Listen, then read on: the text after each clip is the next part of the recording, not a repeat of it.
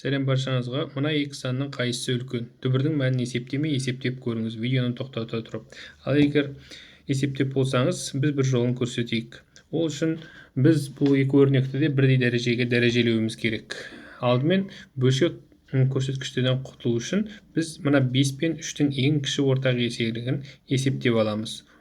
5 пен 3-тің ең кіші ортақ еселігі 15-ке тең. Өйткені бұлар өзара жай сандар. Ең кіші ортақ еселікті біз білеміз. Енді 5 дәрежелі топ арасында 5-ті 15 дәрежеге шығарамыз. Нәтижесінде 5-тің кубы, яғни 125-ке тең. Дәл сол сияқты 3 дәрежелі топ арасында 3-ті де 15 дәрежеге шығарамыз. Ол 3-тің 5 дәрежесі бізде 243-ке тең. 243 125-тен үлкен. Бұдан шығатын қорытынды 3 дәрежелі топ арасында 3, 5 дәрежелі топ арасында 5-тен үлкен екендігі. Сізге осы видео сабағы ұнаса, менің парақшама жазылыңыздар және достарыңызбен, жақындарыңызбен осы видеомен бөлісіңіздер. Сау болыңыздар.